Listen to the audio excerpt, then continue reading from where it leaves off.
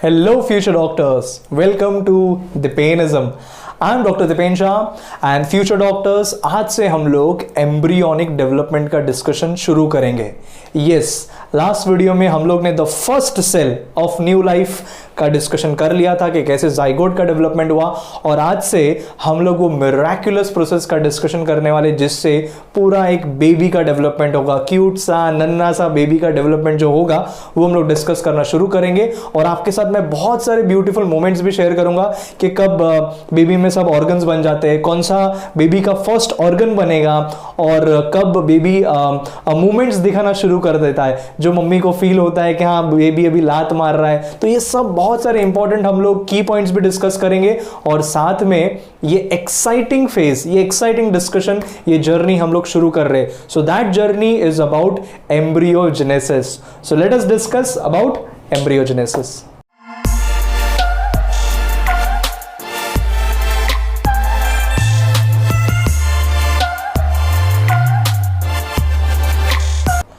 So future doctors, जो हम लोग क्यूट से बेबी का डेवलपमेंट का डिस्कशन करेंगे that is studied under embryogenesis. Now ये शुरू करने से पहले ही मैं आपको कुछ ट्रेलर दे देना चाहता हूं, मतलब क्या क्या इवेंट्स हम लोग पढ़ने वाले ये आपके माइंड में पहले से ही पता हो. That is what I expect. तो पहले ही मैं आपको कुछ चीजें क्लियर कर देता हूं कि आगे क्या पढ़ने में कैसे स्टेप बाय स्टेप आने वाला है. सो हम लोग जो स्पेसिफिक टर्मिनोलॉजी इस फेजेस में यूज करते हैं, जैसे एक टर्मिनोलॉजी हम लोग यूज करते हैं बेबी के डेवलपमेंट में कि एम्ब्रियोनिक स्टेज होता है. तो एम्ब्रियो जो होता है वो बोला जाता है for the first 2 months of developmental stage. तो फर्स्ट 2 months तक, that is up to 8 weeks, हम लोग ये ऑर्गेनिज्म को बोलते हैं as the embryonic stage. So 9 months का जो प्रेगनेंसी होता है इन ह्यूमंस, उसमें से फर्स्ट 2 months तक उसको एम्ब्रियो स्टेज बोला जाता है. डिफरेंट एनिमल्स में डिफरेंट ये प्रेगनेंसी का टाइम ड्यूरेशन होगा. प्रेगनेंसी के ड्यूरेशन को हम लोग बोलते हैं gestation period. Gestation means pregnancy. तो जेस्टेशन पीरियड ह्यूमंस में 9 months का है, उसमें फर्स्ट 2 months 8 weeks तक हम लोग बोलते हैं एम्ब्रियो. एंड आफ्टर 2 months, मतलब आफ्टर 8 weeks, हम लोग उसको बोल लेते हैं as the fetus, the fetal stage. So fetal stage जो होगा that will be from the 3rd month onwards. So 3rd month after 8 weeks up to 9 months. Up to the 9th month उसको हम लोग बोलेंगे फीटस. और जैसे ही foetus का delivery होगा हम लोग उसको बोल देंगे बेबी, चाहे वो बेबी गर्ल हो या बेबी बॉय हो. तो आप लोग को चाहिए तो अभी से नाम भी सोच लो कि बेबी बॉय बेबी गर्ल का आप लोग क्या नाम रखोगे. सो ये इंपॉर्टेंट टर्मिनोलॉजीज होगा जो हम लोग मेडिसिन में यूज करेंगे. Embryonic stage for the first 8 weeks and fetal stage after the 8 weeks, मतलब 3rd month से लेकर 9th month तक उसको फीटस बोलेंगे. नाउ हम लोगों ने लास्ट लेक्चर में डिस्कस कर लिया था कि जो फर्स्ट सेल बना था of new life that is the zygote. Okay, oops, spelling error, कोई बात नहीं है ना, मिस्टेक से ही हम लोग सीखते हैं. बट इस प्रोसेस में कोई भी तरह से मिस्टेक नहीं होने वाला, बहुत ही एक्यूरेटली होने वाला ये नेचर का बनाया हुआ ये प्रोसेस है जहां पे हर चीज सही तरह से सब होने वाला है. सो ठीक है, हम तो गलतियों से सीखते रहेंगे. तो जाइगोट जो है वो जाइगोट का डेवलपमेंट होगा, और फर्स्ट एम्ब्रियोनिक स्टेज जो बनने वाला है उसको हम लोग बोल लेते हैं as the morula stage. Yes, तो जाइगोट से फर्स्ट हमारा एक चेक पॉइंट रहेगा, फर्स्ट हमारा एक मेन अचीवमेंट स्टेज रहेगा that is morula development. Morula के बाद जो नेक्स्ट स्टेज आएगा उसको हम लोग बोल लेते हैं as the blastula stage. So morula is going to develop into blastula stage, है ना. नाम डिफिकल्ट लग सकते हैं टर्मिनोलॉजी, बट डरने का बात नहीं, हम लोग बहुत ही अच्छे से डिटेल में सब कुछ समझेंगे और कोई डिफिकल्ट नहीं पड़ेगा आपको. ब्लास्टूला के बाद जो नेक्स्ट स्टेज हम लोग डिस्कस करेंगे that is known as the gastrula stage. So अभी आप लोग को पता है कि आगे क्या क्या आने वाला है. तो जाइगोट तो बन चुका है, अभी हम लोग आज के वीडियो में मॉर्यूला का डेवलपमेंट सीखेंगे, उसके बाद ब्लास्टूला का डेवलपमेंट, फिर गैस्ट्रूला का डेवलपमेंट, ऐसा स्टेजेस आएगा. नाउ मॉर्यूला से, जाइगोट से जब मॉर्यूला बनता है, इस स्टेज को हम लोग बोल लेते हैं as cleavage. So the process is known as cleavage. So cleavage से जाइगोट से मॉर्यूला बनता है, और वही क्लीवेज इन अ वे ब्लास्टूला का भी डेवलपमेंट करता है. बट स्पेसिफिकली मॉर्यूला से ब्लास्टूला जब भी बनता है उस प्रोसेस को हम लोग बोलते हैं एज ब्लास्टुलेशन. तो सिंपल सा नाम, ब्लास्टुलेशन में क्या बनेगा, ब्लास्टूला. सिमिलरली ब्लास्टूला से जब भी गैस्ट्रूला का ट्रांसफॉर्मेशन होता है उस फेज को हम लोग बोल देंगे एज दी गैस्ट्रुलेशन. तो ये बेसिक आपको टर्मिनोलॉजीज फ्यूचर डॉक्टर्स पहले मैंने दे दिया सो दैट आपको आगे का स्टोरी क्लियरली पता हो। नाउ जाइगोट जो होता है that is a single cell, ये आपको पता है, ये सिंगल सेल और ऑब्वियसली डिप्लॉयड है, आगे भी सब डिप्लॉयड स्टेजेस रहेंगे। मोरुला जो होता है उस मोरुला को हम लोग बोलते हैं as the solid ball of cells, it is known as the solid ball of cells which is known as mulberry like, small mulberry like solid ball of cells वाला स्ट्रक्चर हम लोग रिप्रेजेंट करेंगे। Blastula जो होता है उसको हम लोग बोलते हैं as the hollow ball of cells, क्योंकि उसमें एक कैविटी का अपीयरेंस होगा, तो बॉल ऑफ सेल्स है बट हॉलो है, ये सॉलिड बॉल ऑफ सेल्स था। और गैस्ट्रुला जो बनेगा उसमें हम लोग बोलेंगे कि उसके अंदर डेवलपमेंट होगा 3 जर्म लेयर्स का।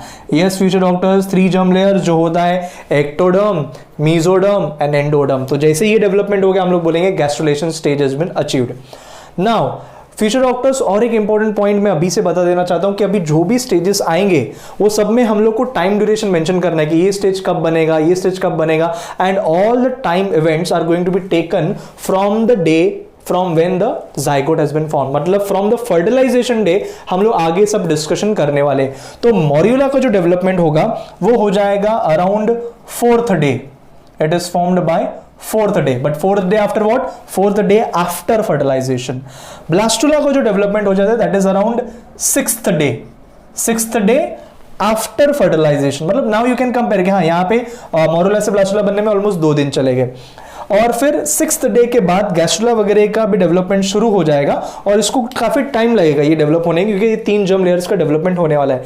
बट जब भी ब्लास्टुला बन जाएगा फ्यूचर डॉक्टर्स, ये ब्लास्टुला एंडोमेट्रियम में अपने आप को अटैच कर लेगा, इट विल बरी इटसेल्फ, और उस फेज को हम लोग बोलने वाले हैं एज द इम्प्लांटेशन फेज। तो ब्लास्टुला जब भी मैं आपके साथ डिस्कस करूंगा I am also going to mention about the implantation process of the blastula, और ये होता है at around 7th day, 7th day after fertilization. मतलब ब्लास्टुला बनने के बाद 7 डे से इम्प्लांटेशन का प्रोसेस शुरू हो जाएगा, उसको भी कुछ टाइम लगेगा, कितना टाइम लगेगा हम लोग ब्लास्टुला में पढ़ेंगे। तो ये आपके लिए मैंने ट्रेलर दे दिया कि क्या क्या हम लोग पढ़ने वाले। मतलब आज का जो हमारा डिस्कशन है future doctors that is the process of cleavage, कि कैसे जाइगोट से मोरुला का डेवलपमेंट होगा। ओके, नाउ क्लीवेज जो है basically it is the transformation of the single cell zygote into a solid ball of cells that is the morula।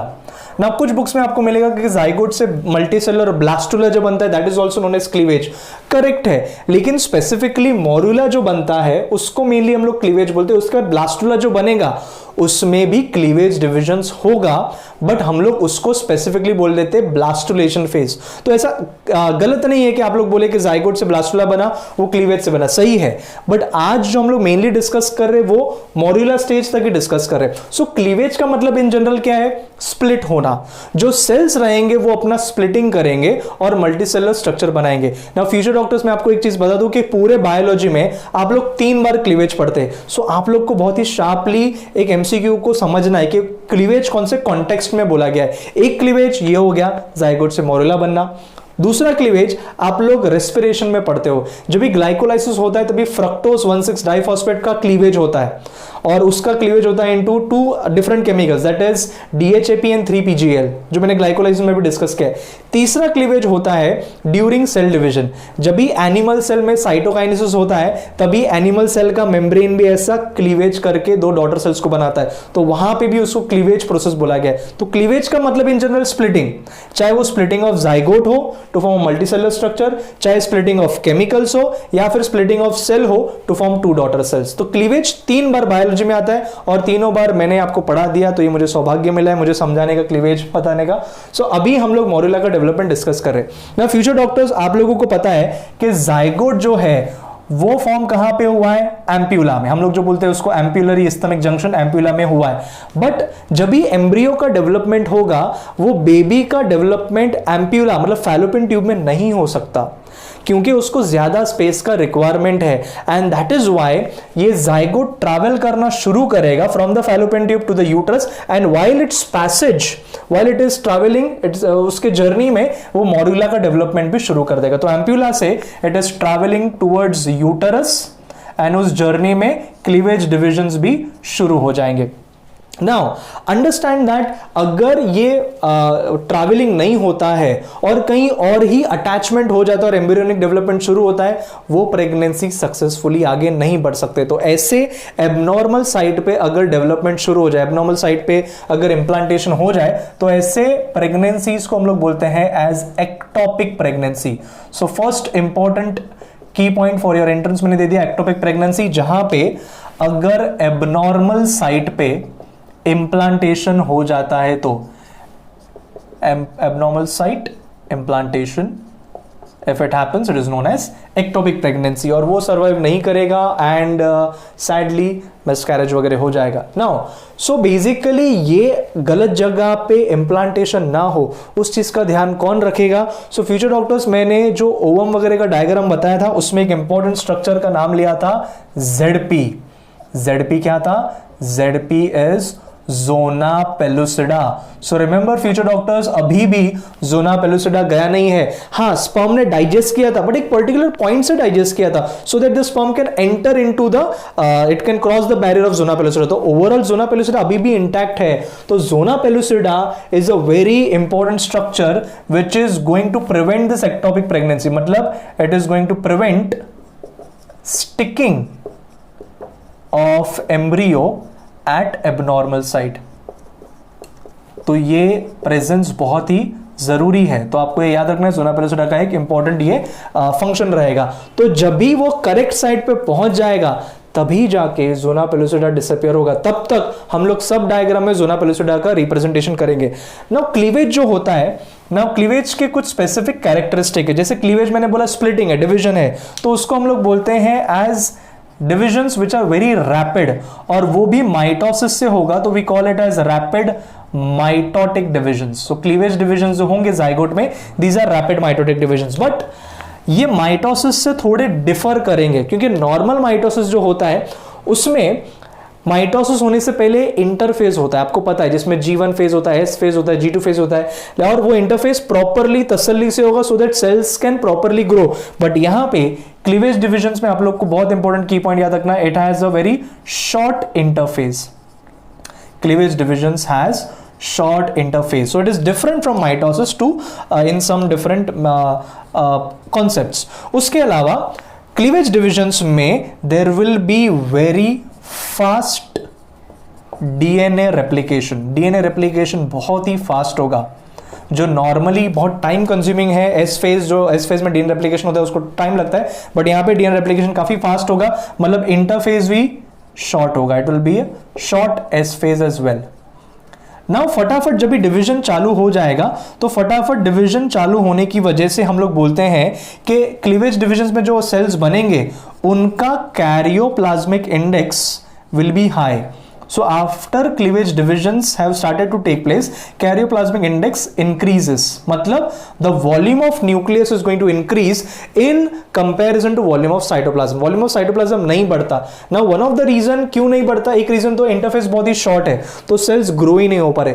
दूसरा reason है zona pellucida का जो presence है वो उसको grow होने ही नहीं देगा, जो अलग अलग cells बनेंगे. So ultimately what will happen, उसका size same रहेगा, मोरेला जो बनेगा उसका size कैसा रहेगा, zygote जितना रहेगा. और जाइगोट का साइज कितना है, फर्टिलाइज्ड ओवम का जो था, मतलब आप लोग समझ सकते हैं कि 0.1 मिलीमीटर ही साइज है. तो एक तरह से ग्रोथ हो रहा है, बट ग्रोथ कैसे हो रहा है, increase in number of cells हो रहा है with increase of karyoplasmic index, but cytoplasmic volume is not increasing, the size remains constant. That means जो रिजल्टिंग डॉटर सेल्स बनेंगे, the resulting daughter cells after cleavage divisions, those resulting daughter cells are going to be progressively smaller and smaller बनते जाएंगे. तो हम लोग जब diagram बनाएंगे उसमें डॉटर सेल्स को धीरे धीरे छोटे साइज में बताएंगे, and these daughter cells are going to be known as blastomeres. So remember, जो डॉटर सेल्स बनते हैं उनको हम लोग स्पेसिफिकली बोलते हैं blastomeres. Okay, next important key point कि क्लीवेज डिविजन्स में जो भी सेल्स का डिवीजन होगा वो डिवीजन कंप्लीट होगा. आप लोग सोच रहे सर कंप्लीट ही तो होगा, पार्शियल थोड़ी होगा. नहीं, कुछ एनिमल्स में जो डिवीजन होता है वो पार्शियल होता है, रीजन जो ओवम होता है उसमें बहुत ज्यादा योग का प्रेजेंस होता है। सो इन दोज एनिमल्स जिनमें ओवम में योग था तो जाइगोट जो बना है उसमें भी योग का प्रेजेंस होगा, and because of that cleavage division में सेल्स पार्शियली डिवाइड होते हैं। बट मैंने आपके साथ डिस्कस किया कि जो ह्यूमन ओवम है इट इज एलेसिथल, योग एब्सेंट होता है, तो यहां पे क्लीवेज डिविजन जो होंगे वो कंप्लीट होंगे, the cell division will be complete. इसीलिए हम लोग बोलते हैं क्लीवेज को in humans as holoblastic, it is a holoblastic cleavage. Holoblastic मतलब कंप्लीट डिवीजन होगा।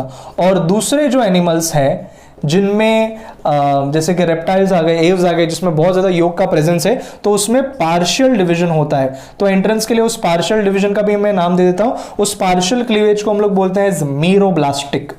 सो it is meroblastic cleavage, but humans में it is holoblastic cleavage. Holoblastic के साथ साथ और एक इंपॉर्टेंट की पॉइंट दे देता हूं कि ह्यूमंस में ये जो क्लीवेज हो रहा है, इस क्लीवेज डिविजन्स को हम लोग बोलते हैं इनडिटर्मिनेट। हम लोग उसको बोलते हैं इनडिटर्मिनेट। ये भी एक इंपॉर्टेंट की पॉइंट हो गया। इनडिटर्मिनेट मतलब ये ब्लास्टोमियर्स बनने के बाद भी अभी तक फिक्स नहीं है कि कितने बेबी का डेवलपमेंट होगा। आप लोग सोच रहे हो सर सिंगल जाइगोट है तो सिंगल ही बेबी बनेगा ना, नहीं, जब तक मॉड्यूलर स्टेज बन जाता है तब तक ब्लास्टोमियर्स में से हर एक ब्लास्टोमियर के पास has the ability to develop into an individual organism, individual child में डेवलपमेंट हो सकता है। सो बेसिकली जो ब्लास्टोमियर्स है अभी तक इनडिटर्मिनेट, डिटरमाइन नहीं हुआ है, और इसी वजह से ये जाइगोट के जो सेल्स बनेंगे, मॉड्यूला के जो सेल्स बनेंगे, दे कैन सेपरेट, और बहुत सारे बेबीज का डेवलपमेंट हो सकता है जिसको हम लोग बोलते हैं एज ट्विंस। और वो भी ट्विंस कैसे होंगे? आइडेंटिकल ट्विंस होंगे। Identical because they have been produced from a single zygote, मतलब हम लोग उनको बोलते हैं monozygotic twins. So monozygotic twins होने का रीजन क्या है? Cleavage divisions in humans are indeterminate, and that is why every cell can develop into a new organism. but ऐसा बहुत रेयर होता है कि डबलेट्स हो, ट्रिपलेट्स हो, बट अदरवाइज फिर भी हम लोग इसको इंडिटरमिनेट स्टेज बोलते हैं। ये क्लीवेज डिविजन्स के मैंने कुछ इंपॉर्टेंट कैरेक्टरिस्टिक फीचर दे दिए जो आप लोग को आंसर में लिखना है। अभी क्लीवेज डिविजन्स में कैसे कैसे डिविजन प्रोसीड करेगा वो हम लोग शुरू करते हैं डिस्कस करना। नाउ जब भी जाइगोट एम्प्यूला से यूट्रस की तरफ जरा जाना शुरू करेगा और मॉड्यूला का डेवलपमेंट करेगा, तो उसमें ऐसे अलग अलग क्लीवेज के डिवीजन शुरू होंगे। तो उसमें मैं पहले एक ऐसा बाउंड्री बना के रख देता हूं। So suppose this is the boundary that we are representing, और ये बाउंड्री क्या है वो भी मैं बता देता हूं। ये बाउंड्री हम लोग दिखा रहे हैं ZP का। ZP मतलब जोना पेलुसिडा, ओके। तो ऑलमोस्ट मैं ऐसे यूनिफॉर्म ये लेयर को रिप्रेजेंट साइज में सेम रखने का कोशिश कर रहा हूँ। थोड़ा साइज अनइवन होगा, दैट इज अंडरस्टैंडेबल। आप लोग अच्छे से वो सब जो भी सर्कल्स बनाए वो सेम साइज के बनाए कि बाउंड्री ज्यादा बड़ा ना हो, वो सेम साइज रहने वाला है मॉड्यूला। सो ये जो फर्स्ट सेल है, सिंगल सेल जो है, इसको हम लोग बोल देंगे एज द जाइगोट। तो ये जाइगोट का ये presence, this is zygote stage, ठीक है। और जाइगोट जो होगा, और ये जो बाहर का लेयर है, ये पूरा लेयर जो है इसको हम लोग रिप्रेजेंट कर रहे हैं as the zona pellucida. ZP का ये लेयर हो गया। नाउ फर्स्ट क्लीवेज डिवीजन होगा, फर्स्ट क्लीवेज डिवीजन होगा, और फर्स्ट क्लीवेज माइटोटिक डिविजन होगा। तो एक का 2 सेल्स बन जाएंगे, और एक के 2 सेल्स जो ऐसे बन जाएंगे तो उसमें न्यूक्लियर डिवीजन होगा, साइटोप्लाज्मिक डिवीजन होगा। बट क्या हो गया, ये जाइगोट जो है उससे 2 सेल्स बने लेकिन साइज में छोटे बने, तो रिजल्टिंग ब्लास्टोमियर्स आर स्मॉलर। तो ये जो फर्स्ट क्लीवेज जो होता है, जिसको हम लोग बोल लेते हैं एज द 2 सेल्ड स्टेज, ये 2 सेल स्टेज जो क्लीवेज का होगा, that happens after 30 hours. 30 hours after what? 30 hours after fertilization. मैंने बोला है जो भी हम लोग टाइम ड्यूरेशन कंसिडर करेंगे वो हम लोग लेंगे from the time of fertilization. तो 30 आवर्स आफ्टर फर्टिलाइजेशन तक बेबी का डेवलपमेंट शुरू हो गया है। Within 30 hours 2 cells, 2 blastomeres बन गए 2 सेल स्टेज। एंड ये फर्स्ट डिवीजन जो होगा वो इस प्लेन में होगा। इस प्लेन मतलब ये ऐसा लॉन्जिट्यूडनल प्लेन में होगा। So we are going to say that it happens in longitudinal plane, vertical plane, and वो भी from the animal pole to vegetal pole. Animal pole to vegetal pole क्या होता है, मैंने आपके साथ सेकेंडरी oocyte के स्ट्रक्चर में डिस्कस किया था कि जो पोलर बॉडी होता है जहां पे उसको एनिमल पोल बोलते हैं और ऑपोजिट एंड पे वेजिटल पोल। तो ऐसा इस पोल में ऐसा ही डिवीजन होगा। और ये क्लीवेज डिविजन्स कौन हेल्प कर रहे हैं, तो ये भी मैंने आपके साथ डिस्कस किया था कि प्रॉक्सिमल सेंट्रियोल जो स्पर्म सेल से मिलता है वो ये स्पिंडल फाइबर्स बनाने में हेल्प करेगा, and this will help in the cleavage divisions. तो ये हो गया फर्स्ट क्लीवेज, तो बहुत सारे प्रीवियस पॉइंट्स भी मैं रिवाइज कर रहा हूं, फर्स्ट क्लीवेज। फिर होगा वैसे ही सेकेंड क्लीवेज, और सेकेंड क्लीवेज हो जाएगा सो 2 का बन जाएगा 4 सेल्स, एंड जैसे आप देख सकते हैं कि जो प्रोग्रेसिवली डॉटर सेल्स है वो छोटे छोटे बनते जाएंगे, तो this is the 4 celled stage, 4 cell stage. और 4 सेल स्टेज बनने के जो टाइम ड्यूरेशन है that is formed 60 hours after fertilization. जो भी टाइम ड्यूरेशन लेंगे वो हम लोग फर्टिलाइजेशन से लेंगे। मतलब अगर आपको डिफरेंस पूछा between first and second cleavage कितना टाइम ड्यूरेशन है, तो ऑब्वियसली 30 आवर्स का है, बट हम लोग यहां से ले रहे थे, यहां से 30 आवर्स, यहां से लेके 60 आवर्स, मतलब फर्स्ट एंड सेकंड क्लीवेज में there is a time gap of 30 hours again. तो ये हो गया second cleavage. Now second cleavage जो होगा ये भी होता है लॉन्जिट्यूडनल प्लेन में, वर्टिकल प्लेन में होगा। It is in the longitudinal plane but it is at right angles to the first cleavage, but at right angles to first cleavage का प्लेन।